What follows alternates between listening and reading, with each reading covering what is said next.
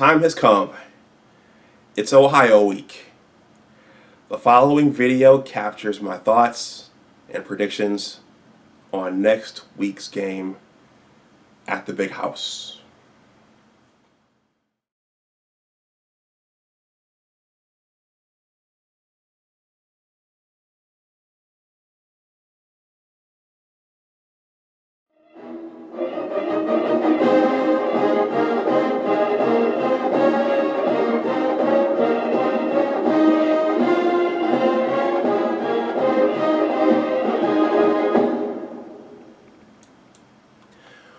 Welcome back to my channel. My name is Dr. Anwar Youssef Dunbar, and this video will be my thoughts and predictions leading up to next week's game when Ohio comes into the Big House.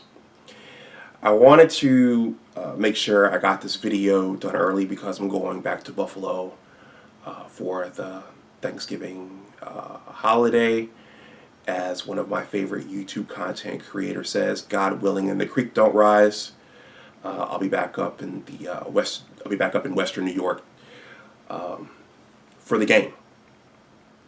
And me and some of my buddies actually have a ritual of meeting up at the Buffalo Wild Wings on Niagara Falls Boulevard to watch the annual Classic.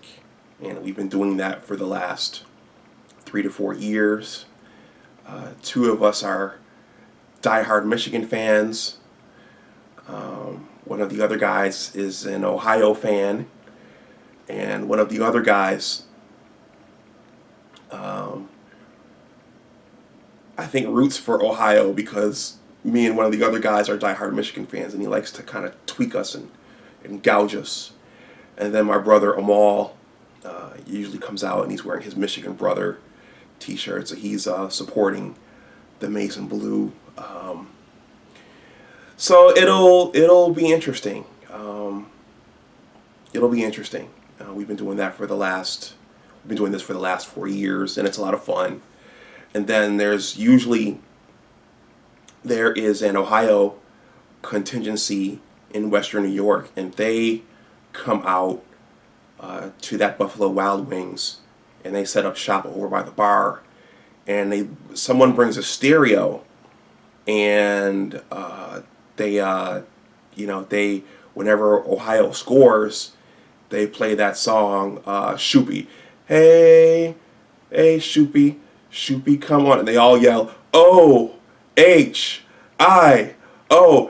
So it's very interesting. So I'm looking forward to it. We haven't won the game since we've been doing this, but it's definitely something to look forward to. So Ohio fans, yes, I am referring to you as Ohio in the spirit of the great, legendary Brady Hoke. And for all of his mischief and for all of his shortcomings, Brady was the last Michigan coach to beat Ohio. And of course, he made the gaffe or the joke of calling Ohio State Ohio at his inaugural press conference. So I think it's funny, and I'm going to continue to use it as my running joke here. So yesterday, Michigan defeated Indiana 39-14 down in Bloomington, and I think that's where IU is. And Ohio hosted Penn State and defeated them 28-17. I was hoping Penn State would get them, but I think their quarterback, what's his name, Sean Clifford, got knocked out, and Chase, what's his last name? Well, I'll know his last name for sure next year, but Chase, I think it's Jones. He was getting in the backfield and disrupting their offense, and he was wreaking havoc, and they pulled ahead and they pulled out the win. Oh, Chase Young. I think it's Chase Young, not Chase Jones. Anyway, so in getting that victory, Ohio clinched the East Division, so they will once again be going to Indianapolis for the championship game, and I think they're ranked so high in the college football playoff standings that they will.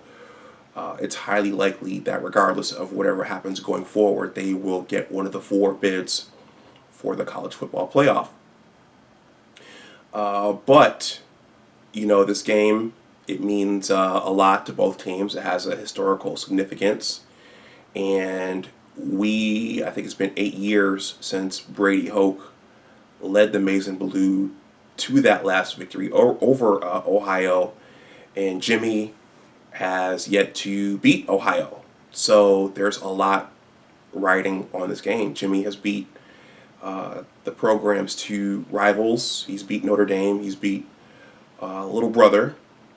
Talking to you, Michigan State fans up at Cal U.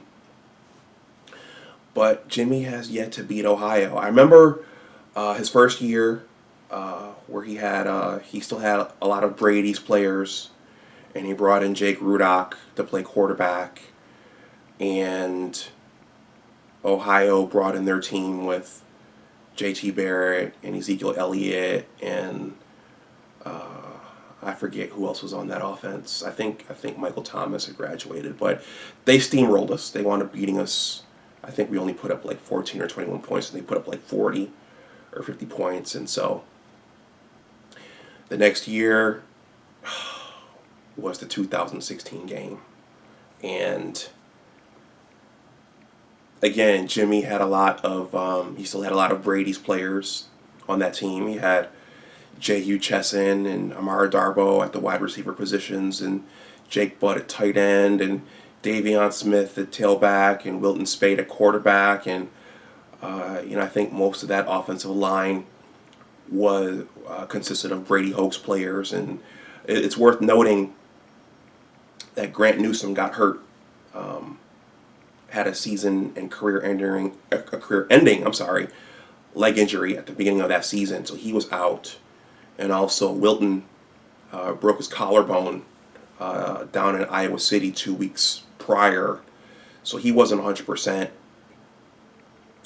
And I thought that team had a really good chance of beating Ohio that year, especially since Ohio didn't have a stellar passing attack that year, and they relied a lot on J.T. Barrett's legs.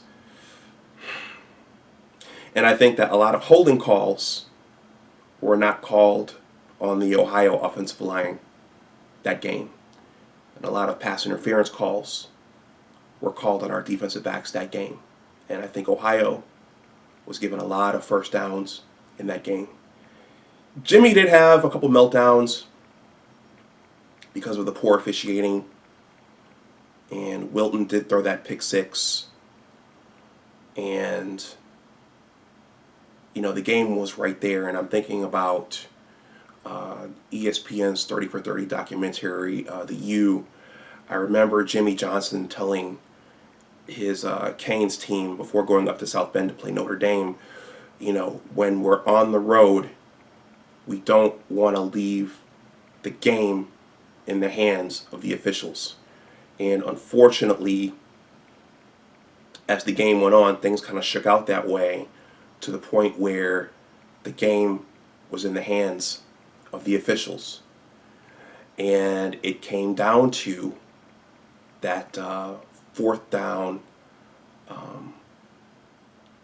play by J.T. Barrett, where he scrambled, and depending upon which side you were on, depending upon who you were allied to, you are either going to say that J.T. Barrett made that first down or J.T. Barrett did not make that first down. I don't believe J.T. Barrett made that first down. I think my Amazing Blue got cheated that day. But I thought that there were suspect calls that entire afternoon. But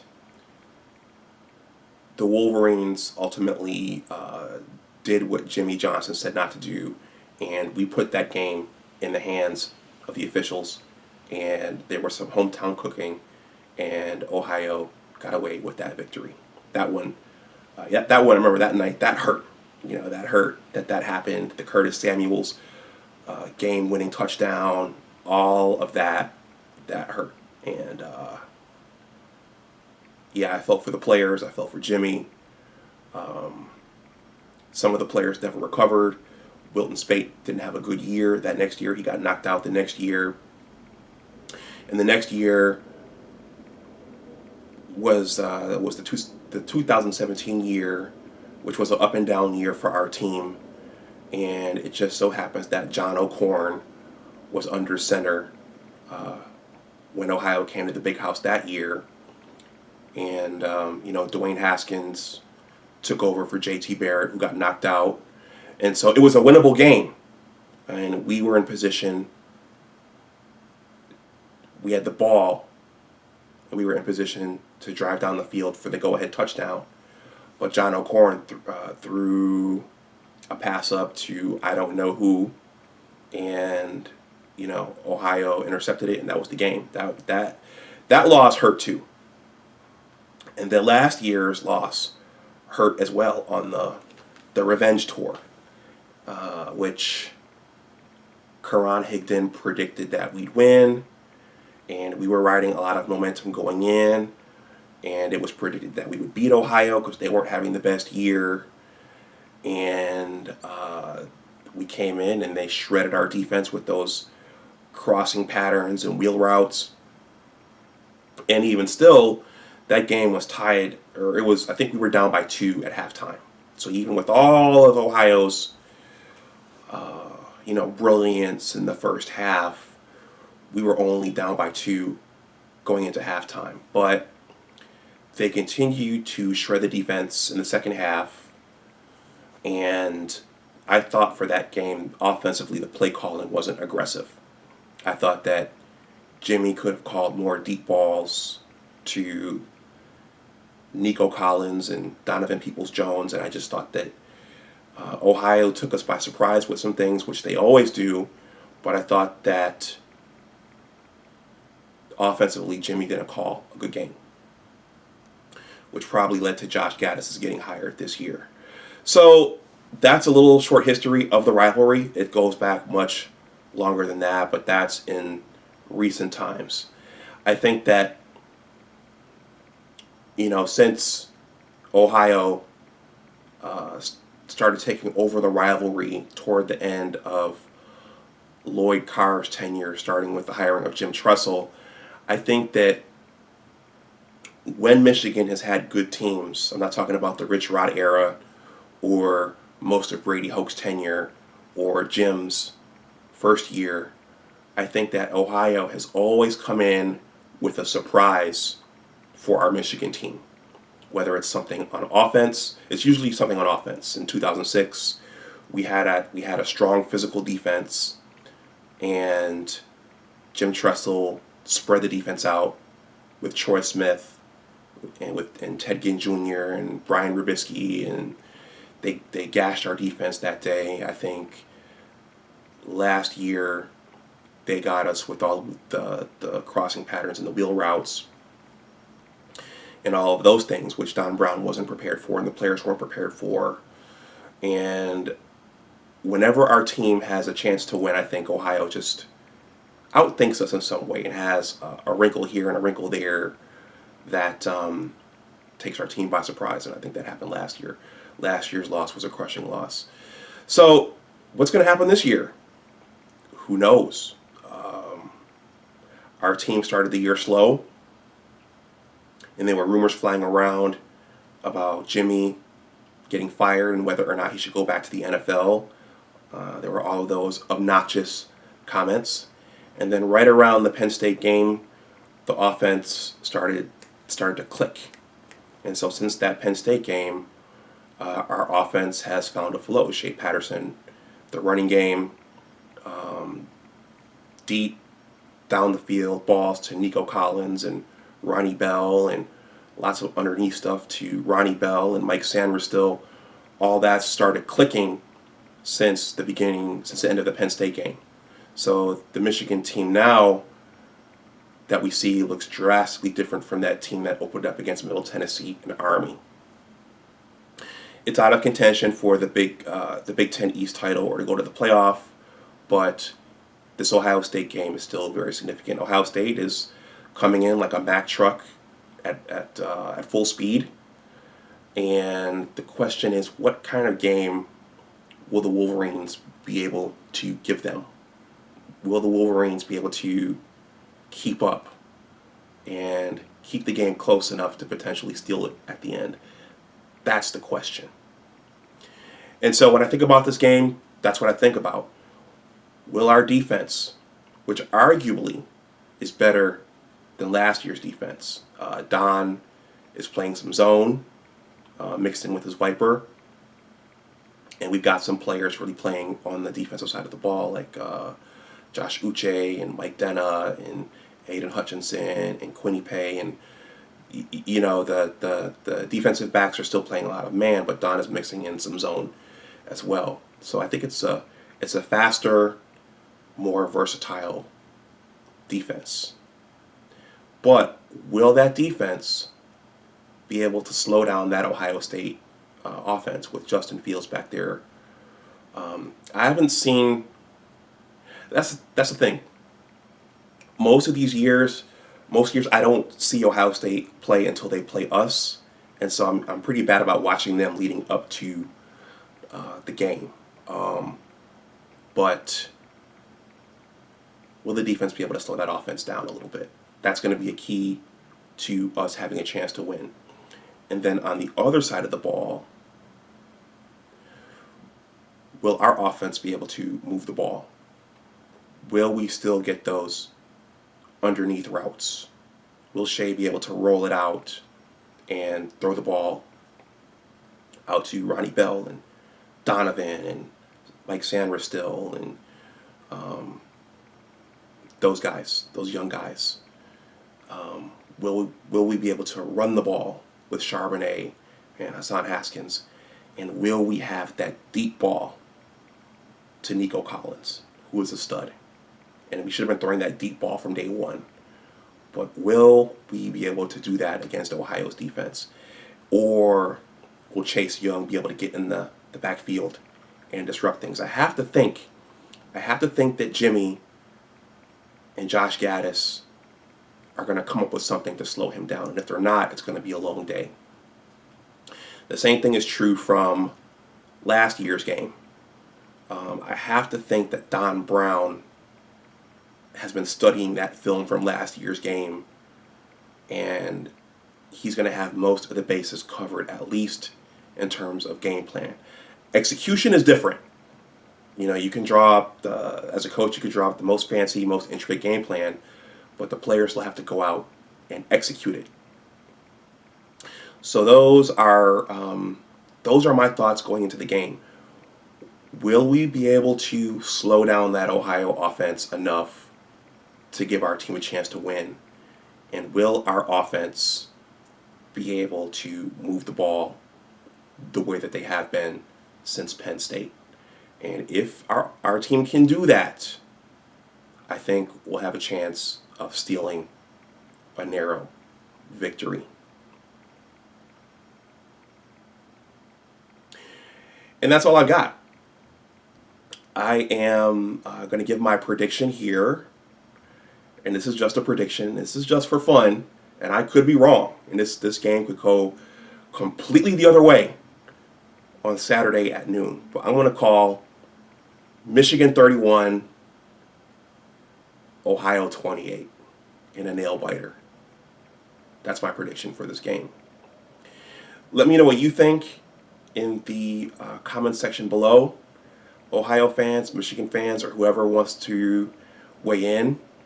And I'm going to end this video with a picture here from that dreadful, which was taken prior to that dreadful 2016 game. I think we had just beaten Wisconsin, and I went to watch the game in downtown DC with some of the other alumni. And that weekend, the Cleveland Browns were here in DC playing the Washington Redskins.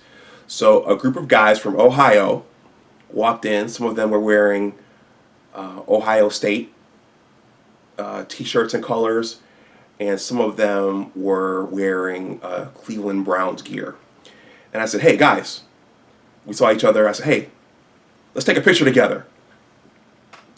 So I took a picture with two of the guys here, and then I took a picture with the whole group in this second picture. So I'm surrounded by all these Ohio State and Cleveland Brown guys. And even though the rivalry, some mean things get said during the rivalry, it's a lot of fun. It's a lot of fun to build up to this every year, and it's a lot of fun to square off against each other and to anticipate this game as long as it stays in a healthy space.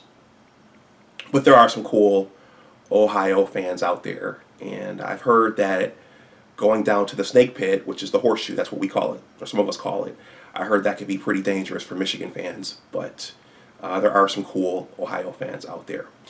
In any case, let me know what you think about the game and what to expect and what the outcome is going to be. And this might be my last Michigan football video for this season, depending on the outcome, depending on if I feel like making a video afterwards, and depending upon if I feel like making videos around the bowl game, whichever bowl game we go to. But let me know what you think, and always remember that your attitude determines your altitude. Go Blue. Happy Thanksgiving to those of you who are going to celebrate it out there, and I will talk to you the next time. Bye-bye. Oh, before I go, I'm going to leave a bunch of things in the description box below.